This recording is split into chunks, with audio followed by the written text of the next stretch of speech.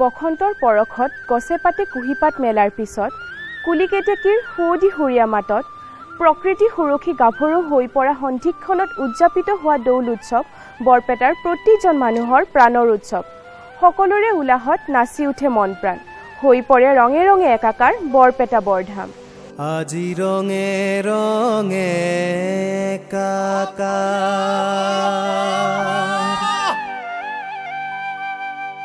আহা ভাই খেলো হোলি, মিলি হবে প্ৰাণে প্ৰাণ।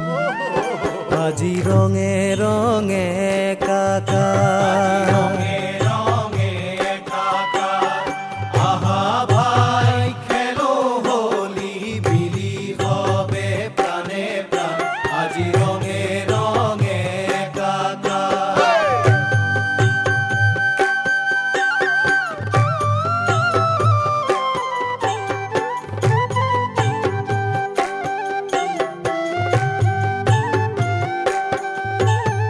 বৰপেটা বৰধামে চৌদিশে ফাকুয়ুৰে আবিৰ চন্দন বদনতে। আজি বৰপেটা বৰধামে চৌদিশে ফাকুয়ুৰে আবিৰ চন্দন বদনতে।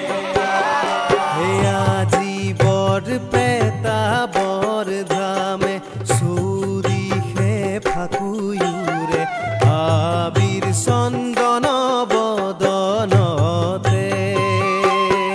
আজি বৰপেটা বৰধামে চৌদিশে ফাকুয়ুৰে আবিৰ চন্দন বদনতে।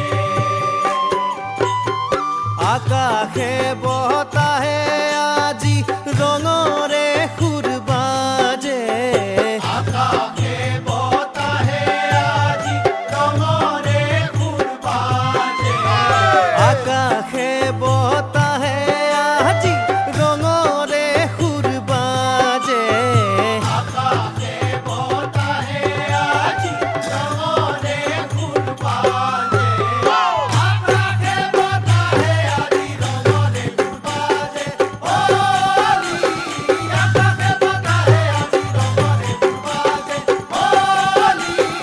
আকাশে বতাহে আজি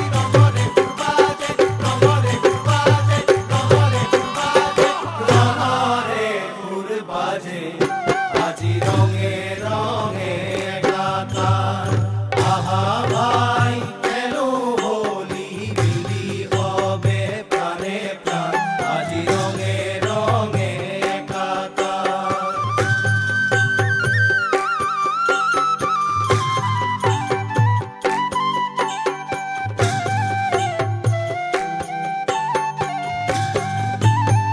মুখরিত হাতী হাতী হরির কীর্তন ধ্বনি, হোলি খেলাই মিলি জুলি। আজি মুখরিত হাতী হাতী হরির কীর্তন ধ্বনি, হোলি খেলাই মিলি জুলি।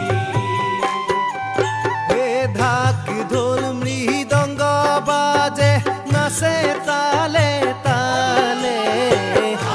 ঢোল মৃদঙ্গ বাজে, নাচে তালে তালে। ঢাক ঢোল মৃদঙ্গ বাজে, নাচে তালে তালে। ঢোল মৃদঙ্গ বাজে, নাচে তালে তালে। ঢোল মৃদঙ্গ বাজে, নাচে তালে তালে। হোলি ঢাক মৃদঙ্গ বাজে, নাচে তালে তালে। হোলি ঢাক মৃদঙ্গ বাজে, নাচে তালে তালে।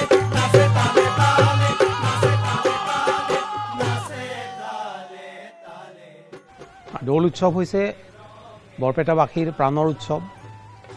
দৌল উৎসৱ আহিলেই বৰপেটাত এটা উদ্দীপনা বিয়পি পৰে মানুহৰ মাজত, আৰু মানুহে সমগ্ৰ অন্তকৰণেৰে এই উৎসৱটোক আঁকোৱালি লয়।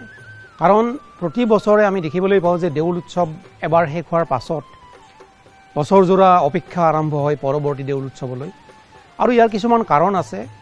কাৰণ হ'ল যে সত্ৰীয়া পৰম্পৰাৰে দৌল উৎসৱ আজি বহু বছৰ ধৰি কেইবাটাও শতিকা জুৰি চলি আহিছে। সেই মাধৱদেৱৰ দিনৰ পৰা মুঠৰ দাস বুঢ়াতাই যি ধৰণে এই উৎসৱৰ নামত যিখিনি পৰম্পৰাৰ সৃষ্টি কৰিছিল, যিখিনি নিয়ম নীতি সৃষ্টি কৰিছিল, সেই নিয়মৰ ওপৰত ভিত্তি কৰিয়েই এতিয়াও আজিও সেই নিয়ম নীতিৰ কোনো হানি বিঘিনি নোহোৱাকৈ এই উৎসৱ উদযাপিত হৈ আছে। কিন্তু তাৰ লগতে আন এটা গুৰুত্বপূৰ্ণ কথা হ'ল যে এই উৎসৱটো হ'ল মানুহৰ উৎসৱ। যদিও দৌল উৎসৱটো মূলতঃ এটা ধৰ্মীয় উৎসৱ, কিন্তু এই উৎসৱৰ আটাইতকৈ ডাঙৰ গুৰুত্বটো হ'ল ইয়াত নিহিত থকা এটা মানৱীয় মূল্যবোধ। কাৰণ এই উৎসৱটোৱে মানুহক কেৱল ধৰ্মীয় বান্ধোনেৰে বান্ধি নাৰাখে, এই উৎসৱটোৱে মানুহৰ মাজত এটা মানৱীয় মূল্যবোধ বিয়পাই দিয়ে। আৰু মানুহে ইজনে সিজনৰ প্ৰতি স্নেহ, ইজনে সিজনৰ প্ৰতি মৰম, ইজনৰ সিজনৰ প্ৰতি দায়িত্ববোধ, এইখিনি এই উৎসৱটোৰ মাজেৰে প্ৰকাশিত হয়। এই উৎসৱটোৰ 3টা দিন বা 4টা দিন বা 5টা দিনত বৰপেটা এখন পৃথিৱী হৈ পৰে, যিখন পৃথিৱীত আমি মানুহৰ বিচৰণ দেখিবলৈ পাওঁ। আৰু সেইকাৰণে প্ৰতি বছৰে বৰপেটাবাসীৰ অপেক্ষা ৰৈ থাকে কেতিয়া এই উৎসৱটো আহিব। আৰু এই উৎসৱটোৰ আন এটা গুৰুত্বপূৰ্ণ দিশ হ'ল যে উৎসৱটো হ'ল এটা বসন্তকালীন উৎসৱ। এই উৎসৱৰ লগতে সংগতি ৰাখি যি হোলী গীত হয় বা মানুহে হোলী গায়, এই হোলীখিনি হ'ল কৃষ্ণৰ প্ৰতি ভক্তি প্ৰকাশৰ লগে লগে বসন্তৰ প্ৰকৃতিৰ বন্দনা। আৰু প্ৰকৃতিৰ লগত বৰপেটাৰ মানুহৰ যি একাত্মতা, সেই একাত্মতাক এই হোলী গীতবিলাকে খুব গভীৰভাৱে প্ৰকাশ কৰি আহিছে। আমাৰ দেশৰ বিভিন্ন উৎসৱবোৰৰ ভিতৰত দৌল উৎসৱৰ এক বিশেষ তাৎপৰ্য আছে। অসমত মহাপুৰুষ শ্ৰীমন্ত শংকৰদেৱে তেওঁৰ 21 বছৰ বয়সত বৰদুৱাৰ কীৰ্তন ঘৰত প্ৰথম দৌল উৎসৱৰ পাতনি মেলিছিল। পিছৰ কালত দ্বিতীয় বৈকুণ্ঠপুৰী বৰপেটা সত্ৰৰ প্ৰথমগৰাকী সত্ৰাধিকাৰ মথুৰা দাস বুঢ়াতাৰ দিনৰ পৰা সত্ৰীয়া আচাৰ নীতি নিয়মেৰে বৰপেটা সত্ৰত দৌল উৎসৱ বা দৌল যাত্ৰা পালন কৰি অহা হৈছে। মধুকৰে গুঞ্জৰে কিবা তোৰি পাই, কিবা তোৰি পাই, চুমা চুমি কৰে ফুলে মধুমৰয়া।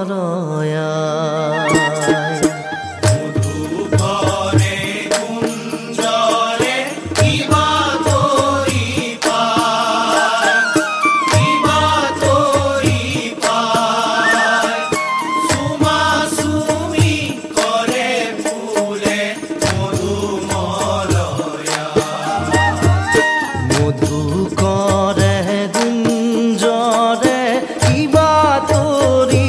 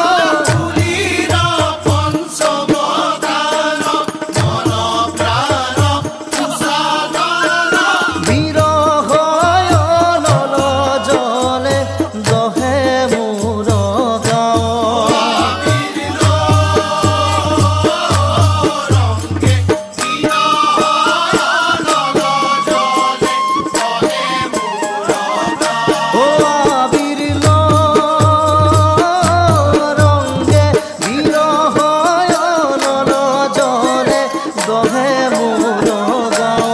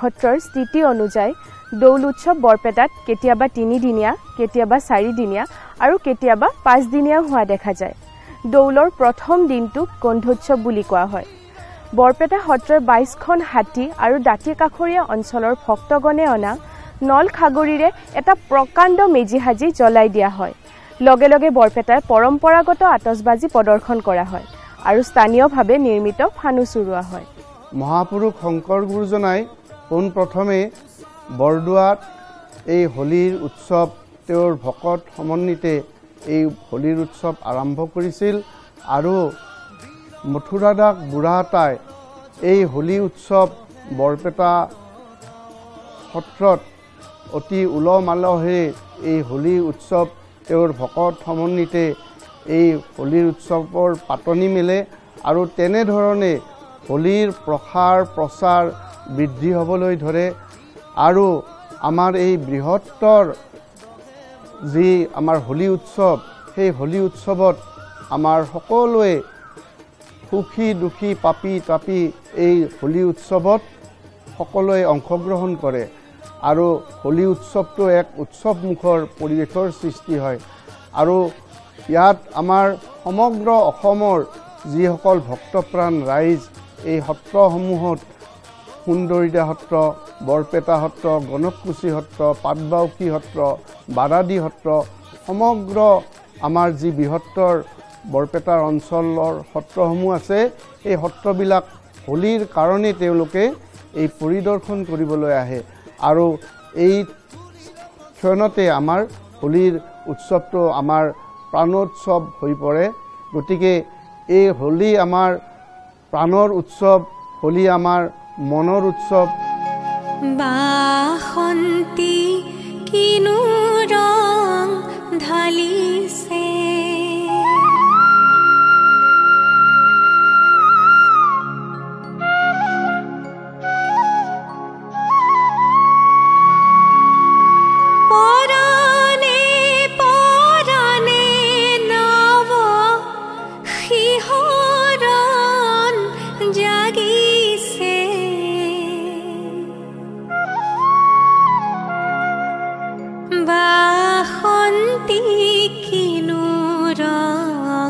ঢালিছে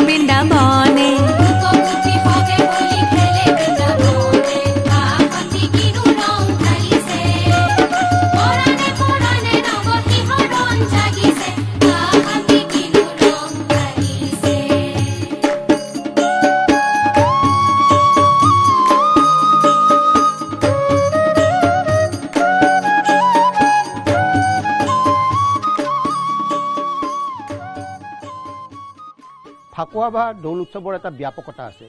মহাপুৰুষ শ্ৰীমন্ত শংকৰদেৱে বৰদোৱাত ফাকুৱা উৎসৱ পাতনি মেলোঁতে তেওঁ প্ৰথমতে গীতকে সাৰথি কৰি লৈছিল। ৰংগে ফাকু খেলে চৈতন্য বনমালী, তাৰ পৰৱৰ্তী সময়ত মাধৱদেৱে ফাকু খেলে কৰোণাময়, দোলায়ে গোবিন্দ আদি বিভিন্ন গীতেৰে এই উৎসৱটো প্ৰাণৱন্ত কৰি তুলিছিল। মানুহে এই গীতক আকৰ্ষিত হৈ এই উৎসৱটোক বেছিকৈ উপভোগ কৰিছিল। সেই পৰম্পৰাক ৰক্ষা কৰি সেই তাহানি দিনৰ পৰা আজিও বৰপেটাত মানে এই ফাকুৱা উৎসৱটোক গীতেৰে সুন্দৰকৈ উপভোগ কৰা হয়। তাহানি কালত পুৰুষোত্তম দাস, অম্বিকাগিৰি ৰায় চৌধুৰী, গিৰীশ দাস, প্ৰহ্লাদ দাস এই বিখ্যাত গীতিকাৰ, সুৰকাৰ, গায়কসকলে এইবিলাক গীত গাইছে। পৰৱৰ্তী সময়ত আমি যদি দেখিবলৈ পাওঁ আজিৰ যুগত যিসকল জনপ্ৰিয় গায়ক অসমৰ খগেন মহন্ত, জুবিন গাৰ্গ, অংগৰাগ পাপন মহন্ত আদি কৰি বিভিন্নসকলে এই ফাকুৱাৰ লগত যিবিলাক জড়িত গীত, যাক আমি হোলী গীত বা দৌলৰ গীত বুলি অভিহিত কৰোঁ, তেনেকুৱা গীত গাইছে, সেইবিলাক মানুহৰ মাজত সোমাইছে। আৰু এই গীতবিলাকে কি কৰিছে, গোটেই মানুহক এটা উৎসৱৰ প্ৰতি আকৰ্ষিত কৰিছে। আৰু এই গীতবিলাকে এটা কি অৱকাশ দিয়ে, মানুহক যৌৱনক চোৱাৰ অৱকাশ দিয়ে, গীতবোৰে ভগৱানৰ চৰণক চোৱাৰ অৱকাশ দিয়ে, এই গীতবোৰে ভগৱানক ওচৰ চাপি যোৱাত অৱকাশ দিয়ে। আৰু ক'বলৈ ভাল পাম যে এই গীতবিলাক ইমান জনপ্ৰিয় হৈ গৈছে, শেষত যোৱা বছৰ ভাৰতবৰ্ষৰ বিখ্যাত সংগীতজ্ঞ শংকৰ মহাদেৱনেও অসমীয়া হোলী গীত গাইছে। গতিকে এই যে গীত গাই এটা উৎসৱ উপভোগ কৰাৰ এটা প্ৰৱণতা বা গীত গাই এটা উৎসৱক উপভোগ কৰি ভগৱানৰ ওচৰলৈ যোৱাৰ যিটো এটা পথ, এই পথটো বৰপেটাৰ দৌল উৎসৱে দেখুৱাই দিছে। ভৰদৌল। গন্ধোৎসৱৰ পিছত ভৰদৌল আৰু ভৰদৌলৰ পিছৰ দিনা আৰম্ভ হয় হুঁয়েৰী বা ফাকুৱা। দৌলৰ আচল মজাটো আহি পৰে হুঁয়েৰীৰ দিনা। সেইদিনা ডেকা বুঢ়া সকলোৱে ৰং আবিৰ লৈ ইজনে সিজনৰ গালে মুখে ৰং সানি আনন্দ উপভোগ কৰাৰ লগতে আত্মীয় স্বজনক মৰম যাচে। কানায়াহিলো হে কানায়াহিলো হে ঘুনু সাকসৰি কৃষ্ণ আহিলো হে